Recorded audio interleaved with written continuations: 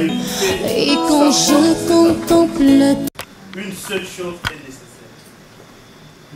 Marie a choisi la bonne part. Marie a choisi la bonne part. Donc, vous comprenez bien que c'est l'histoire de deux sœurs qui ont reçu Jésus dans la maison de Marthe.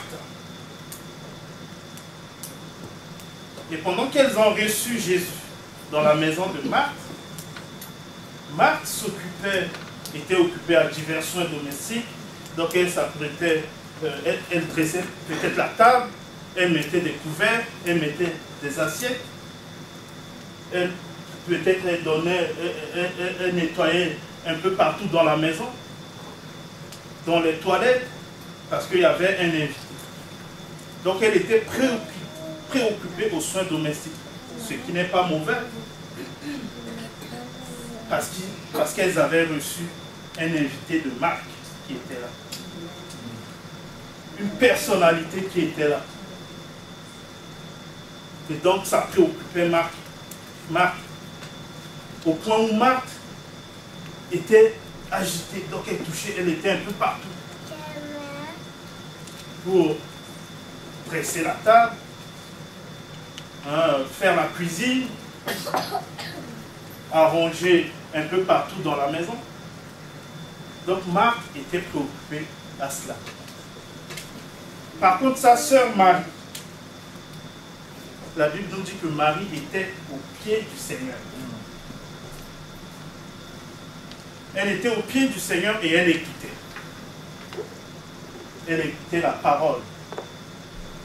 Parce que Marie avait compris une chose certainement, que la priorité, ce n'était pas la table qu'il fallait dresser, que la priorité, c'était peut-être pas de faire la cuisine, parce que l'homme ne vit pas de pain seulement, mais de toute parole qui sort de la bouche de l'Éternel. Marie a compris cela et elle était assise au pied du Seigneur. Elle écoutait. Et sa sœur, frustrée par son comportement, est venue vers Jésus. Mais Jésus, tu ne t'en rends pas compte. Pendant que tu es là, je suis en train de me tracasser, à mettre de la propreté dans la maison, à dresser la table, à faire la cuisine. Pendant ce temps, ma sœur est bonnement assise. La parole de Dieu. Une seule chose est nécessaire. Dire de venir m'aider. Et il fallait que Jésus tranche. Jésus lui dit, Marthe, Marthe, tu t'agis et tu t'inquiètes pour beaucoup de choses. Marie a choisi une bonne part. C'est la part qui ne lui sera pas ôtée. La part qui ne lui sera pas ôtée. Ce qui est frappant dans cette histoire, c'est que Marthe, qui a reçu Jésus dans sa maison, n'était même pas prête. Pourquoi attendre au moment où pourquoi attendre que Jésus arrive pour commencer à prendre soin de sa maison, à faire la cuisine, à dresser la table? Et nous avons aujourd'hui beaucoup de chrétiens qui se comportent comme Marthe. Beaucoup de chrétiens qui ont reçu Jésus dans leur vie, mais qui ne sont pas prêts à se débarrasser d'un certain nombre de choses. Beaucoup de chrétiens qui ont reçu Jésus dans leur vie, mais qui ne sont pas prêts. Qui ne sont pas prêts parce que leur priorité est dans d'autres choses. Ils ont reçu Jésus. Ils l'ont accepté comme Seigneur et Sauveur, mais qui ne sont pas prêts à lui accorder la priorité dans leur vie. Et ce texte, le pasteur Boris l'avait également cité dans sa prédication, dans le deuxième dimanche qui a suivi le dimanche où le pasteur Eric a prêché. Donc beaucoup de chrétiens aujourd'hui se comportent comme Marthe. Ils sont inquiets pour des choses qui ne sont pas prioritaires. Ils s'agitent pour des choses qui ne sont pas importantes. Quelle est ta priorité aujourd'hui, bien-aimé, dans ta vie? Qu'est-ce qui t'agite aujourd'hui dans ta vie? Qu'est-ce qui t'inquiète aujourd'hui dans ta vie?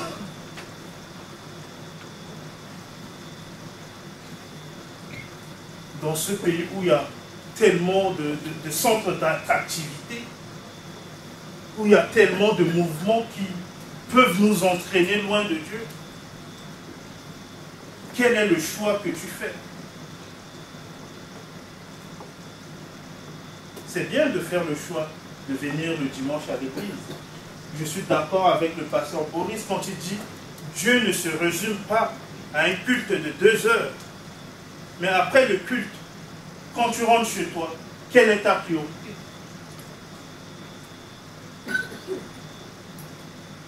On a un choix à faire. On a un choix à faire.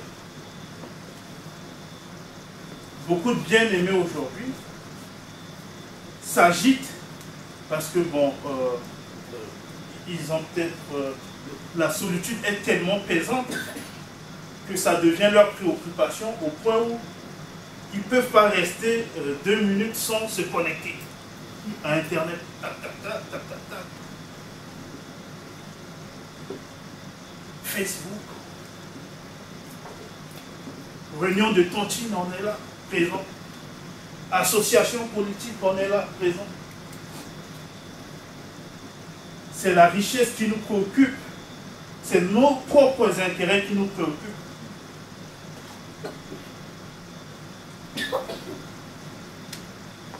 C'est bien beau de faire ces activités, de les pratiquer. Mais est-ce que cela doit constituer notre priorité? Est-ce que cela doit constituer notre priorité? Ces choses-là qui nous agitent. Une réunion est programmée au même moment. Il y a un match de football. Là, on a un choix à faire entre soit suivre ce match important, soit participer à cette réunion.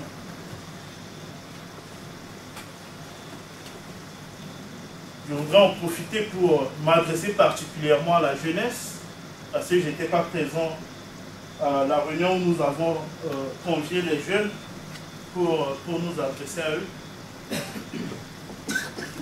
Vous savez, en tant que jeunes, on fait face à de nombreux défis dans notre vie. En tant que jeunes, on fait face à de nombreux défis. Et c'est finalement un choix à faire entre ce qui peut faire notre plaisir et la volonté de Dieu. Et je me rappelle quand j'étais encore plus jeune, parce que là je ne le suis plus, quand j'étais encore plus jeune, il y avait un match de football. Il y avait un match de football et c'était un match qui opposait la France et le Nigeria. C'était un match de Coupe du Monde. Et ce match devrait se dérouler un dimanche. Donc tous les jeunes de l'église se disaient, ah oui, on ne peut pas venir au culte parce qu'on va quand même suivre le match, c'est la France, c'est le Nigeria. Donc on est tous derrière le Nigeria pour l'honneur de l'Afrique. Donc tous derrière le Nigeria et les jeunes commençaient à se parler entre eux. Non, je ne viendrai pas au culte, je ne serai pas au culte. Et j'étais là, je faisais partie également de ces jeunes. Je disais, bon, je ne viendrai pas non plus au culte. Mais quand je suis arrivé à la maison,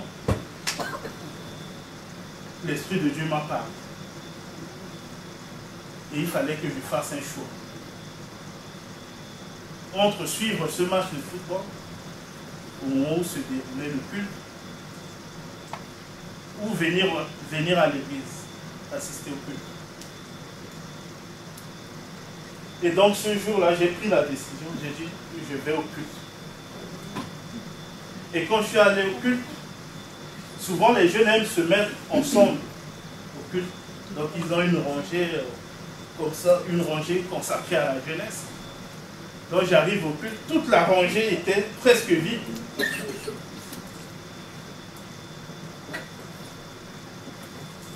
Toute la rangée était vide. Et en tant que jeunes, nous avons souvent ce défi à relever. Parce qu'il y a tellement de choses qui nous entraînent. C'est quoi ce qui peut nous entraîner au jour d'aujourd'hui? C'est le Facebook, c'est la danse, c'est le sport, c'est des activités de loisirs.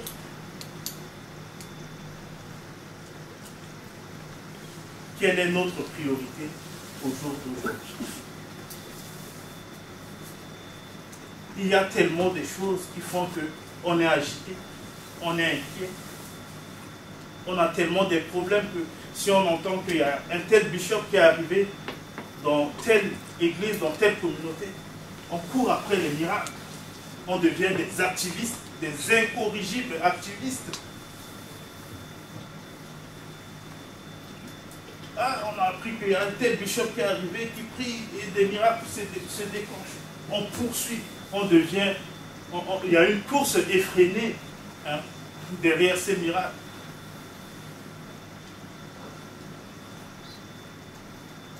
Quelle est notre priorité? Et Jésus a dit à Marthe, tu t'agites et tu t'inquiètes pour beaucoup de choses. C'est vrai, il y a beaucoup de chrétiens qui courent aujourd'hui, qui s'agitent, qui s'inquiètent. Mais ce que Dieu veut te dire en cet après-midi, c'est qu'il faut que tu fasses un choix. Amen. Et il faut que tu fasses le bon choix. Le bon choix, c'est d'arrêter de t'agiter. Le bon choix, c'est d'arrêter de t'inquiéter pour des choses qui sont futiles. Amen. Le bon choix, c'est que il faut que tu viennes au pied du Seigneur. Amen. Il faut que tu viennes au pied du Seigneur. Parce que la Bible déclare, cherchez premièrement le royaume de Dieu et sa justice, et toutes choses vous seront données par-dessus. Toutes choses. Ce après quoi vous courez, c'est la richesse, c'est l'argent, c'est l'honneur, c'est le bien-être, c'est le mari. Tout ce après quoi vous courez, arrêtez de vous agiter, de vous inquiéter pour ces choses qui sont éphémères, ces choses qui sont passagères. Mais il faut faire le bon choix. Il faut se poser. Il faut venir au pied du Seigneur. Faire le bon choix, c'est venir au pied du Seigneur. Faire le bon choix, c'est écouter la parole. Et la parole, c'est Jésus. C'est-à-dire faire le bon choix, c'est choisir Jésus.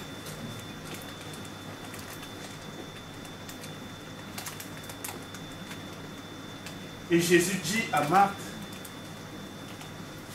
Marie a choisi la bonne part, c'est-à-dire la part qui ne lui sera pas ôtée. Et le critère justement du choix de Dieu, c'est ce critère d'éternité. Le critère de l'éternité.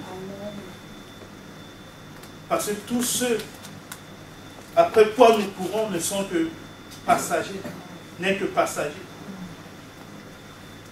Mais le critère du choix de Dieu, c'est le critère de l'éternité. La Bible déclare, le ciel et la terre passeront, mais la parole de Dieu ne passera pas.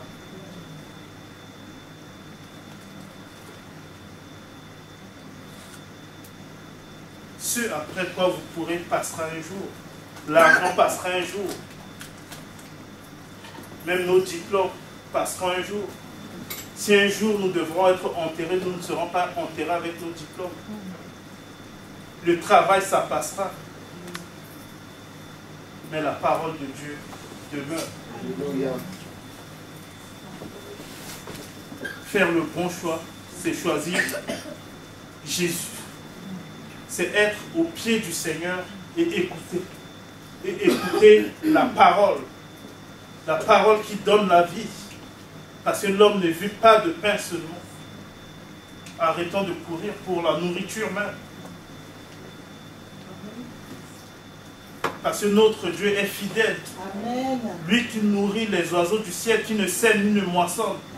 Il leur donne à manger. À plus forte raison, nous qui sommes des hommes.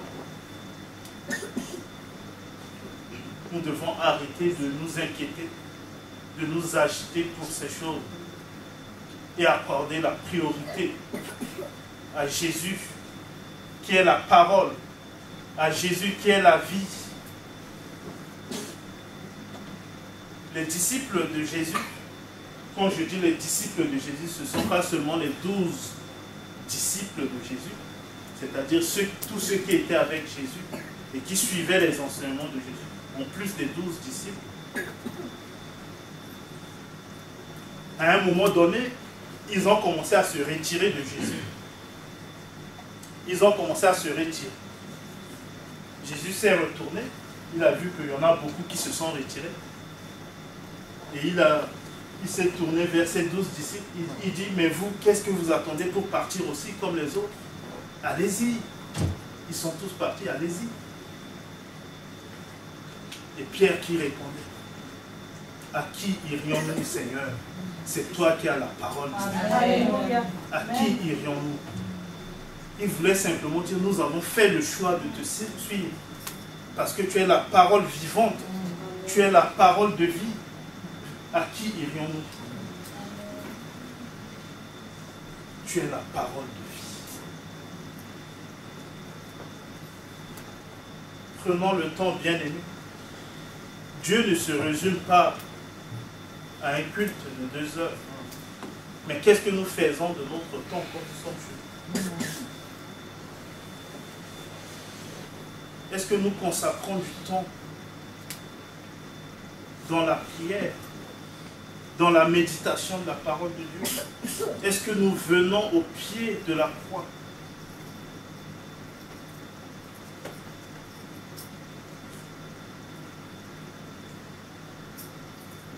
Ou bien nous utilisons notre temps pour autre chose, pour nos propres plaisirs, pour nos intérêts personnels?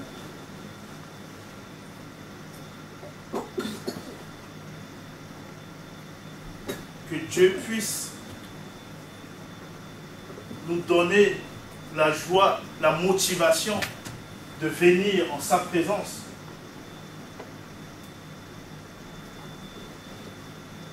Que Dieu puisse nous donner la motivation de méditer sa parole jour et nuit.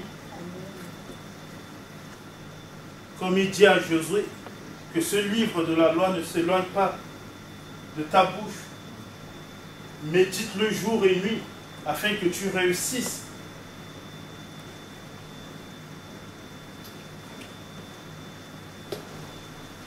La clé de la réussite, c'est la parole de Dieu. La clé du succès, c'est la parole de Dieu.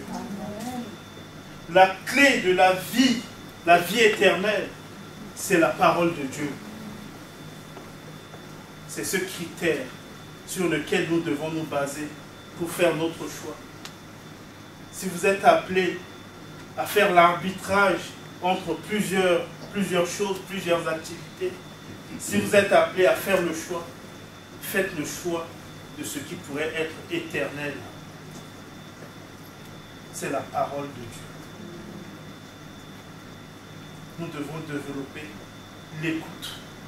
Donc à un moment donné, arrêtons de nous agiter, posons-nous, écoutons et lisons la parole de Dieu.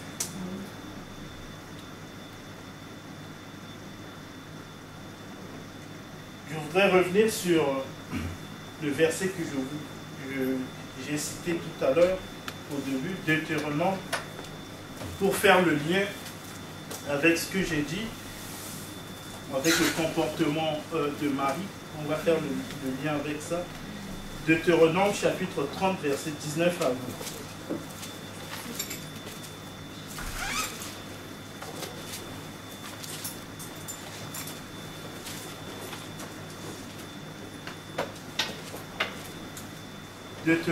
Deutéronome chapitre 30, verset 19 à 20.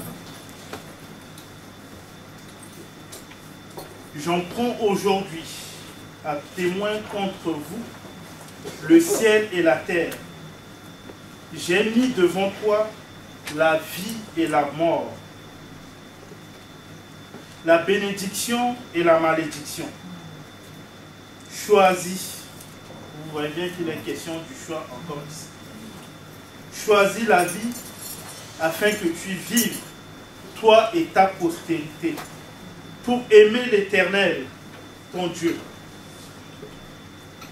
pour obéir à sa voix et pour t'attacher à lui. T'attacher à l'Éternel. Choisis la vie afin que tu vives. Choisis la vie pour aimer l'Éternel, pour obéir à sa voix. Faire le bon choix, c'est aimer l'Éternel, l'aimer de tout son cœur, de toute sa force et de toute son âme. C'est ça, faire le bon choix, aimer l'Éternel de tout son cœur, de toute sa force et de toute son âme. Faire le bon choix, c'est également obéir à la voix de l'Éternel. Car l'obéissance vaut mieux que le sacrifice. Amen. On a vu que Marthe était en train de se sacrifier, n'est-ce pas? C'est un sacrifice qu'elle était en train de consentir. En s'occupant des divers soins domestiques. C'était un sacrifice. Mais l'obéissance vaut mieux que le sacrifice.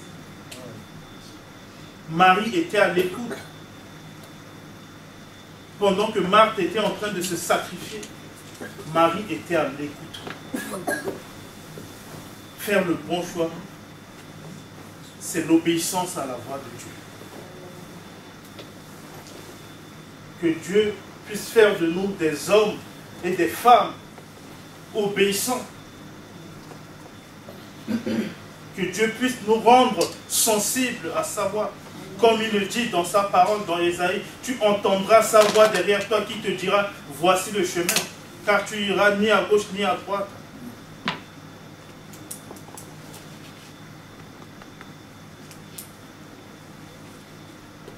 Aimer l'Éternel, c'est s'attacher à lui. Et on a vu Marie était attachée à Jésus. Pendant que Marthe était préoccupée aux soins domestiques, Marie était attachée à Jésus.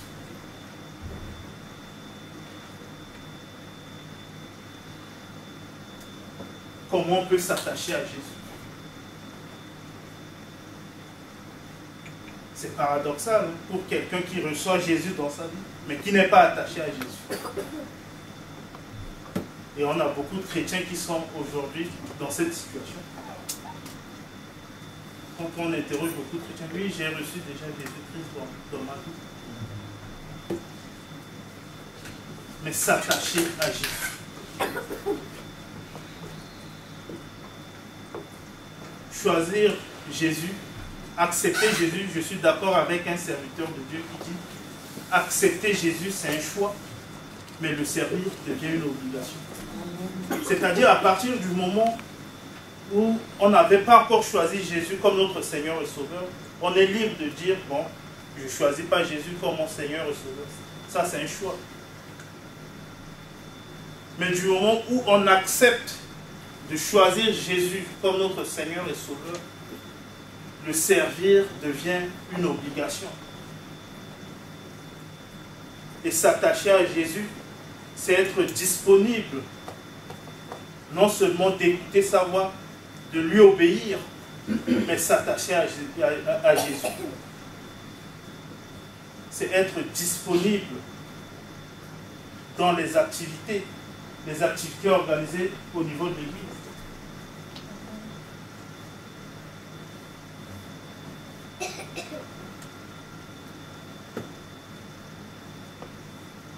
c'est vrai que ça fait mal quand on organise des réunions et qu'on se rend compte qu'on organise pour les fidèles, pour tout le monde.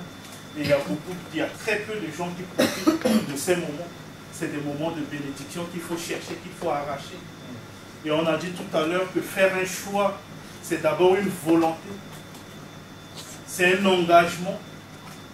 C'est une décision à prendre. Et c'est l'appropriation de l'objet choisi. Si nous avons fait le choix de suivre Jésus, personne ne nous a forcé. Parce que c'est une volonté personnelle de servir Jésus. Ça n'engage que nous. Ce choix n'engage que nous. Et nous avons pris la décision de suivre Jésus. C'est pour ça que nous l'avons invité dans notre vie, d'où l'appropriation ici.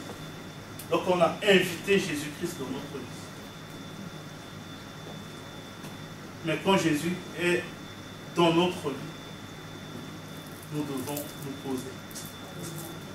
Nous ne devons pas être agités comme des disciples qui disaient « Tu es avec nous dans la barque, voici la tempête qui arrive et qui est en train de secouer la barque, on va noyer, on va tous être noyés. » Et Jésus, quand il s'est réveillé, il a regardé ses disciples et il dit « Gens de peu de foi. Gens de peu de foi. »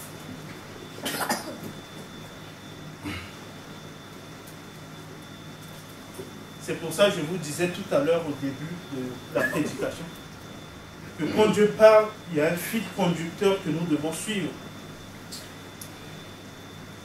Et au début du mois, quand le pasteur Eric parlait de la confiance, c'est cela. Des fois, nous manquons de foi. Et ça fait qu'on a peur. On a peur de certaines influences.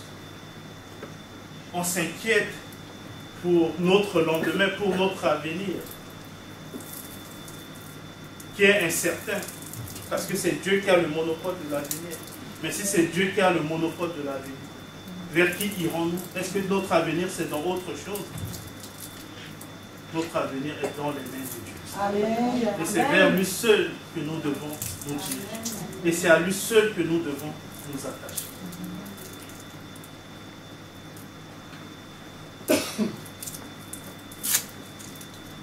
Si à un moment donné de notre vie, nous n'avons pas fait un choix, ou bien nous sommes encore restés à une étape préliminaire, nous pensons que nous avons fait un choix.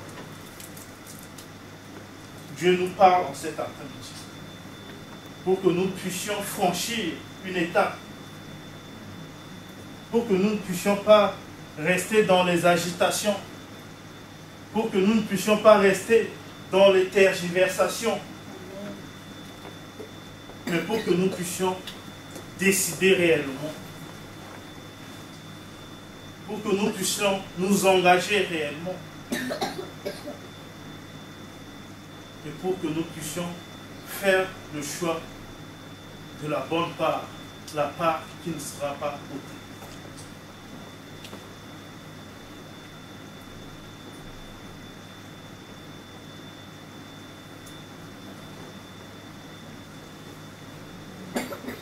Souvent, les gens qui tournent en rond, parce qu'ils n'ont pas fait le choix, c'est pour ça qu'il y a un concept qui se développe, le concept du choix subi.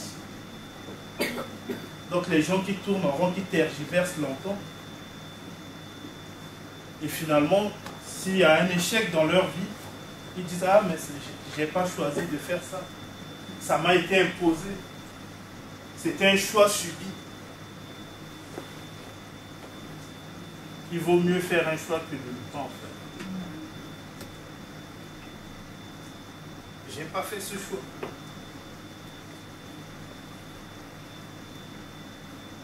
Si nous faisons le mauvais choix, nous tirerons les conséquences de notre mauvais choix. Nous tirerons les conséquences de notre mauvais choix. Je ne suis pas en train de vous menacer, mais souvent, certains choix que nous faisons peuvent nous conduire à la mort.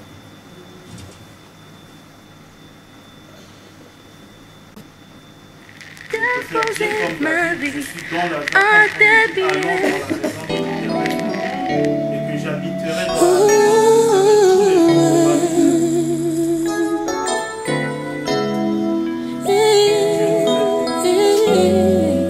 à faire toujours le bon choix.